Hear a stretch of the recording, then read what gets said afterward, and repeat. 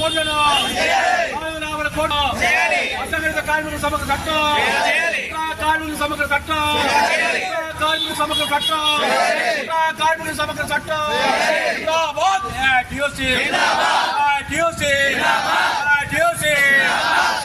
జట్లో లాగబడిన కార్మికుల సంఘం, జట్లో లాగబడిన కార్మికుల సంఘం, జట్లో లాగబడిన కార్మికుల సంఘం.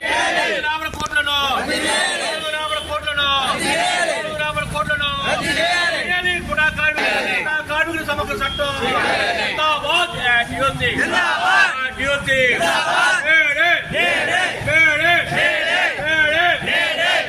ప్రపంచ కార్మికుల మేడే, ప్రపంచ కార్మికుల మేడే, ప్రపంచ కార్మికుల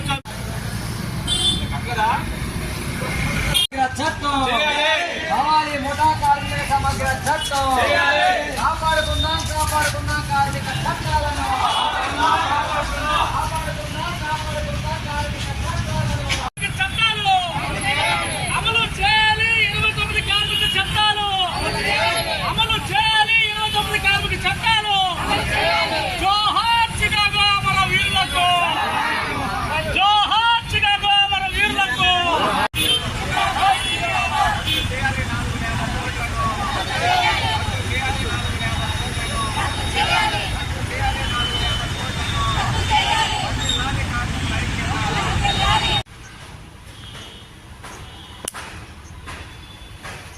మేము ఉద్యోగంలో బయటపెట్టిన తర్వాత ఈ యొక్క బుద్ధుని విశేషాన్ని త్రవ్వకాల్లో బయటపెట్టేది ఇక్కడ పెట్టడం జరిగింది.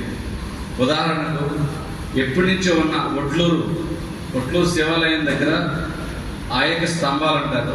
ఆయక స్తంభాలు రోడ్డు మీద ఎవరికి పనికిరానికి విధంగా వదిలేసి పడేశారు. అలాగా సంవత్సరాలు అలాగే 2000 సంవత్సరాలు అవి అక్కడే ఉంటే అయ్యంగారు ఇక్కడ ఉన్న మేము అందరం దాన్ని ప్రయత్నం చేసి ఆ యొక్క స్తంభాలన్నింటినీ తీసుకొచ్చి, మీరు కింద చూసే ఉంటారు, వెళ్ళేటప్పుడు చూడండి, కింద మ్యూజియంలో లెఫ్ట్ సైడ్ భాగంలో పెట్టారు. అదే కాకుండా పినకడిలో ఒక పెద్ద స్తంభం బుద్ధిస్ట్ పిల్లర్ ఉంటుంటే అది కూడా మార్చి పట్టేసి చాలా దారుణమైన పరిస్థితిలో ఉంటే దాన్ని సంరక్షించి ఈ రోజుని దాని మ్యూజియం సుందరంగా తీర్చిదిద్దడం జరిగింది. అంతేకాకుండా ఏకొత్తపల్లి అనే ఒక అన్నవరం దగ్గర ఏకొత్తపల్లి అనే ఒక విలేజ్ ఉంటే ఆ విలేజ్లో త్రవ్వకాలు చేసి ఆ త్రవ్వకాల్లో బయటపడిన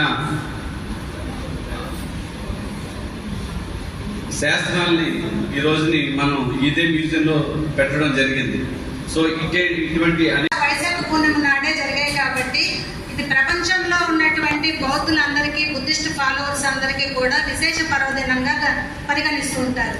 బుద్ధుడు భారతదేశంలోనే జన్మించినప్పటికీ కూడా ఇతర దేశాలన్నింటిలో కూడా బౌద్ధిజం యొక్క ప్రాముఖ్యత చాలా విశేషంగా ఉన్నది. దాదాపుగా ఆసియా ఖండం అంతా కూడా బుద్ధిస్ట్ ఫాలోవర్స్ ఎక్కువ మంది ఉన్నారు. అందుకనే ఆసియా జ్యోతిగా కూడా బుద్ధుడు పిలువబడుతున్నాడు అనమాట.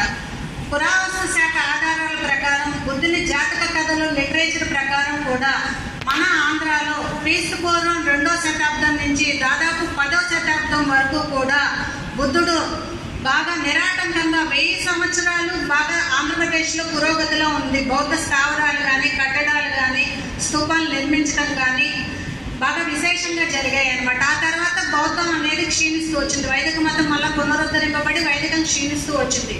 బౌద్ధ మతంలో విశేషం ఏంటంటే ఏ మతమైనా, ఏ ఉద్యమమైనా దానికి ఆర్థికంగా పరిపుష్టి కావాలి అంటే ఏ రాజాశ్రయము, ప్రభుత్వాశ్రయము, ఒక బల సంపన్నమైన వర్గము కావాలి. కానీ బౌద్ధ మతానికి అవన్నీ కూడా ఎక్కువగా సమకూడాయి అనమాట.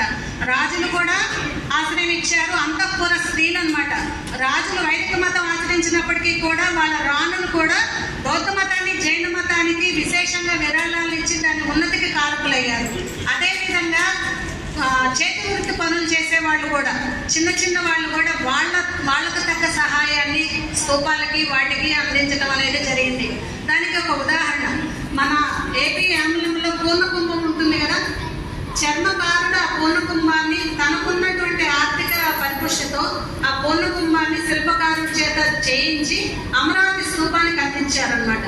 కాబట్టి బౌద్ధం కులమతాలకు అతీతంగా అందరి దగ్గరికి, సామాన్య ప్రజానికాల దగ్గరికి వెళ్ళిందనడానికి అదే ఒక ఉదాహరణ అనమాట. అయితే బౌద్ధం పుట్టింది నేపాల్, ఆయన ప్రచారం చేసింది బీహార్, యూపీ ప్రాంతాల్లో అయినప్పటికీ కూడా ఆంధ్రప్రదేశ్ లో ఎక్కడైతే అక్కడ మనకి బుద్ధుని యొక్క ఆనవాళ్ళన్నీ కూడా ఎక్కువగా కనిపిస్తూ ఉంటాయి. మన తెలుగు నేల మీద క్రీస్తు పూర్వం 3వ శతాబ్దంలోనే నిజామాబాద్ బోధన తెలంగాణ ప్రాంతంలో ఫస్ట్ బుద్ధిజం అనేది వచ్చిందనమాట. అక్కడి నుంచి కూడా మన ఆంధ్ర రాయలసీమ ప్రాంతాలకి అది విస్తరిస్తూ ఎక్కువగా బుద్ధుని యొక్క బోధనలను అందరికీ తెలియజేస్తూ వచ్చింది.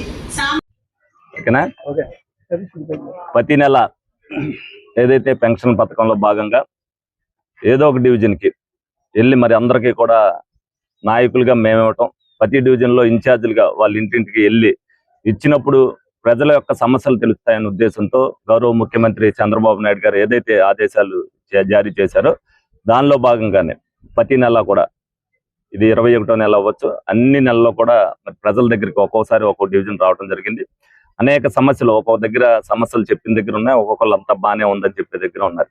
కానీ ప్రజలు అవగాహన తెలుసుకోవాల్సిన అవసరం ఎంతైనా ఉంది. ప్రజలు కూడా డెఫినెట్ గా ప్రతి ఒక్కరు కూడా వార్తలు చూస్తే వాళ్ళకి ఏం జరుగుతుంది అనేది వాళ్ళకు కూడా తెలుస్తుంది. దేని మీద అవగాహన ఉంటే వాళ్ళు కూడా వాళ్ళ పని వాళ్ళు చేసుకోగలుగుతారు. ఎవరి మీద డిపెండ్ అవ్వాల్సిన పరిస్థితి కూడా ఉండదు.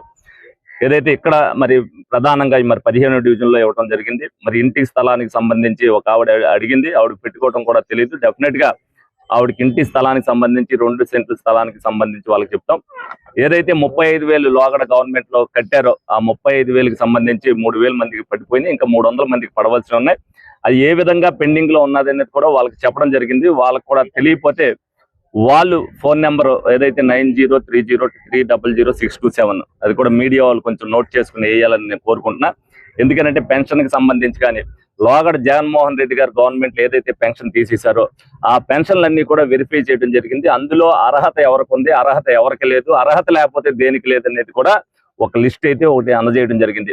అది ఎవరికైనా వాళ్ళకి తెలియని వాళ్ళు ఎవరైనా ఉంటే ఈ నెంబర్కి ఫోన్ చేస్తే మీకు చెప్తాం జరుగుద్ది. లేదు అని అంటే మా ఆఫీస్కి వచ్చి ఒక రోజున చూసుకుని ఒక అరగంట పని మీకు డెఫినెట్ గా అది వచ్చి చూసుకుని వెళ్తే మీకు పలానప్పుడు వస్తుంది అనేది మీ అందరికి కూడా తెలుస్తుంది.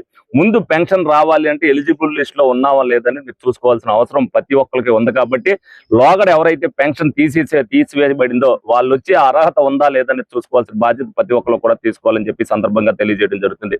మరి ప్రతి ఒక్కరు కూడా ఏదైతే ప్రజలకి కావాల్సిన సమస్యలో ఏదైతే తీర్చగలమో ఆ సమస్యలన్నీ తీర్చే విధంగా ఈ ప్రభుత్వం పనిచేస్తున్నందుకు మీరందరూ కూడా కూటమి ప్రభుత్వానికి మద్దతు ఇవ్వాల్సిన అవసరం ఎంతైనా ఉంది.